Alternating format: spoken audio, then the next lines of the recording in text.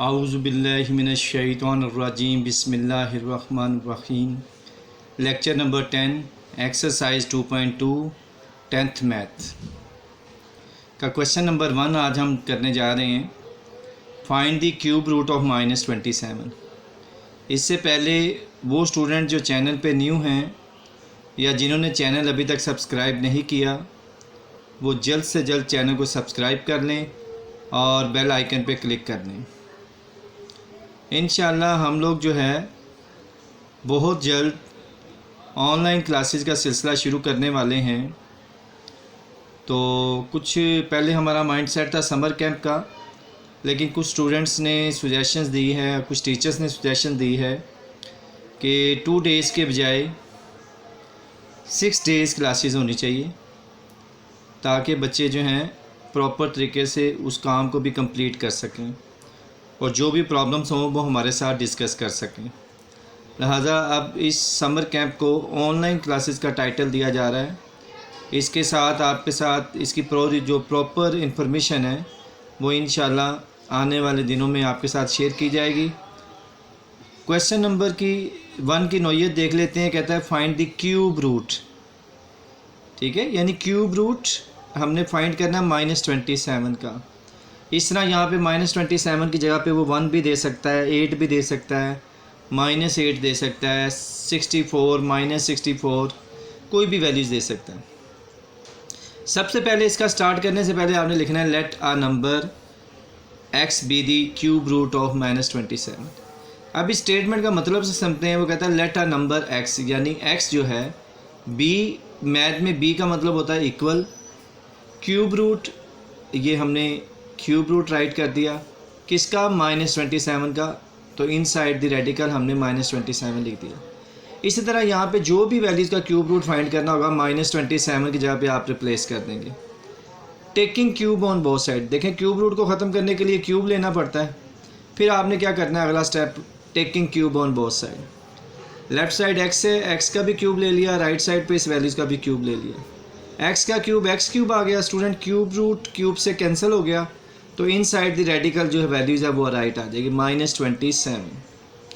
अब स्टूडेंट्स ये -27 left side पे जाके क्या आ जाएगा, +27 इज इक्वल टू 0। अब देखें x क्यूब को हम लिख सकते हैं x का होल क्यूब और 27 को हम लोग लिख लेंगे 3 का क्यूब इज इक्वल टू 0। तो ये बेटा हमारे पास फार्मूला बन गया a cube plus b cube. अब a cube plus b cube का क्या फार्मूला होता है, a plus B into A square minus A B plus B square is equal to 0 आ गया। अच्छा आप देख लें इसमें a क्या है, x है, और b क्या है, 3 है, तो a प्लस बी यानी कि x प्लस 3 आ गया। फिर a का स्केयर यानी कि x का स्केयर आ गया, फिर माइनस ए बी यानी कि इन दोनों टर्म्स को मल्टीप्लाई कर देंगे, प्लस 3 का स्केयर यानी b का square. x plus 3 as it is आ गया, x का स्केयर x स्केयर आ गया, x को 3 से मल्टीप्लाई किया 3x और 3 का square 9 is equal to 0। Student जब भी आपके पास 2 प्रोडक्ट्स इक्वल टू 0 होंगे तो इसका मतलब ये होगा कि x plus 3 is equal to 0 और दूसरी जो भी आपके पास फैक्टर है वो भी इक्वल टू 0, यानी दोनों को लहदा 0 के इक्वल लिख देंगे। यहाँ से देखें ये +3 इधर आके -3 हो जाएगा और इसी तरीके से ये जो है ये आपके पास एक क्वाड्रेटिक इक्वेशन है। ठीक है स्टूडेंट, ये इक्वेशन हमारे पास क्या है, एक्स स्क्वेयर, यहाँ एक्स स्क्वेयर है, x square -3x plus 9 equal to 0। और क्वाड्रेटिक इक्वेशन को सॉल्व करने के 3 मेथड स्टूडेंट्स हमने पढ़े थे चैप्टर नंबर 1 के अंदर, जिनमें से फर्स्ट मेथड था by factorisation, second by completing square method और थर्ड बाय क्वाड्रेटिक फार्मूला। तो आपने जब भी a cube plus b cube का फार्मूला लगाना है तो आपने क्वाड्रेटिक वाली जो इक्वेशन होगी उस पर क्वाड्रेटिक फार्मूला ही लगाना है। तो एक्स के का कोफिशिएंट a होगा, तो एक्स के का कोफिशिएंट बज़ाहिर आपको कुछ नज़र नहीं आ रहा तो 1 होगा, a की वैल्यूज़ 1 आ गई, x का कोफिशिएंट क्या है -3, b की वैल्यूज़ -3 होगी और लास्ट टर्म जो है वो c होगा यानी 9। क्वाड्रेटिक फार्मूला क्या है, x is equal to -b plus minus under root b square -4ac/2a। Quadratic formula students आपने अच्छे तरीके से तैयार कर लेना है। अब इसके अंदर हम ये तमाम वैल्यूज़ पुट कर देंगे।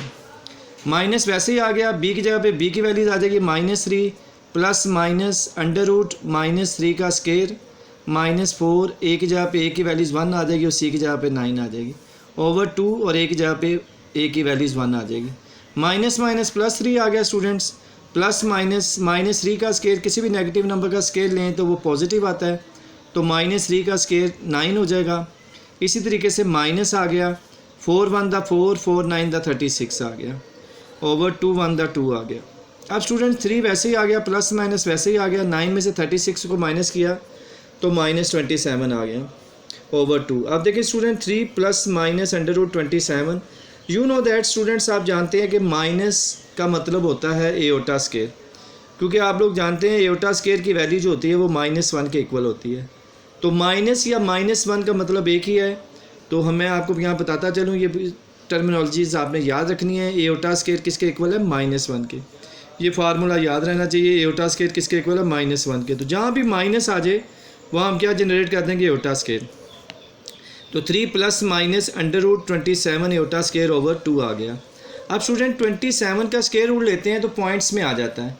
तो ऐसी सूरत में हम लोग क्या करेंगे? हम इसके फैक्टर्स बना लेंगे। 27 के फैक्टर बनाए, 3 9 दा 27, 3 3 दा 9, 3 1 दा 3।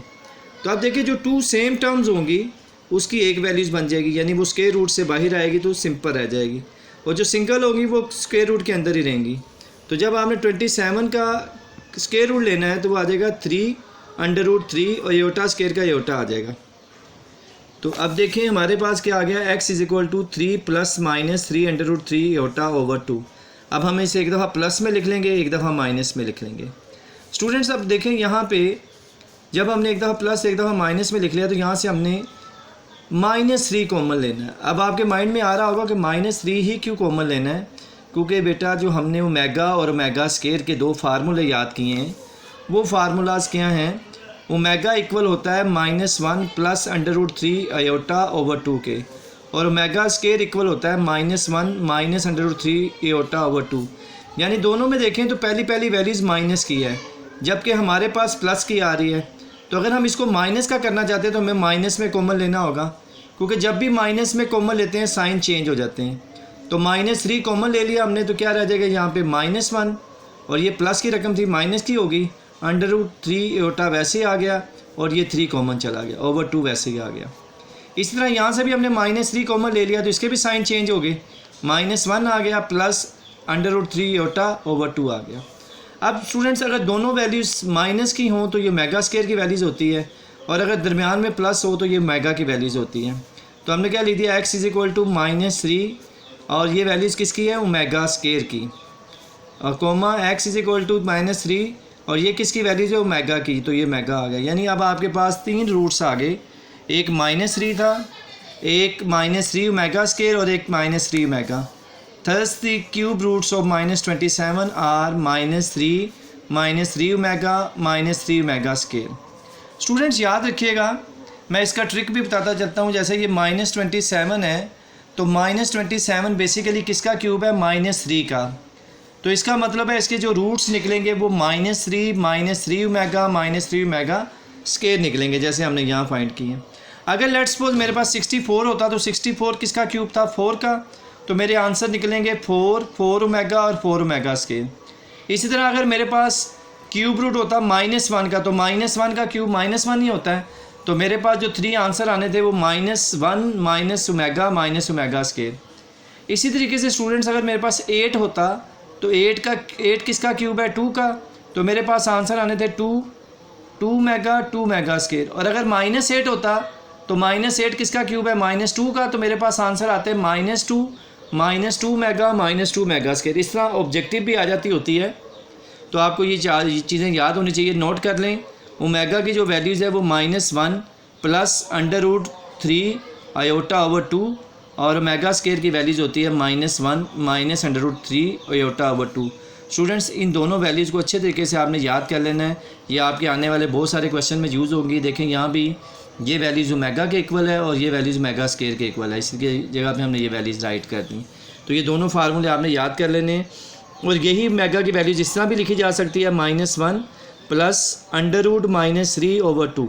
यानी अगर एओटा नहीं डालेगा तो फिर अंडर रूट के अंदर माइनस आएगा, दरमियान में प्लस है तो मेगा की वैल्यूज़ होगी, और अगर दरमियान में माइनस है तो मेगा स्केयर की वैल्यूज़ होगी। अच्छा, ये भी कोई हार्ड एंड फास्ट रूल नहीं है, लेकिन क्योंकि आपके लेवल तक इसको यही बताया जाता है कि फ़र्स्ट वैल्यू जिसमें प्लस आ रहा है वो मेगा की है और जिसमें माइनस आ रहा है वो मेगा स्केयर है। ये आपकी अपनी चॉइस है।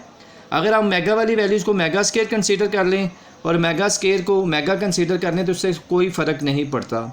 लेकिन आपके लेवल में मैट्रिक लेवल तक आपने इसको ऐसे ही याद करना है, यानी जिसमें प्लस आ रहा है वो मेगा और जिसमें माइनस आ रहा है वो मेगा स्केयर।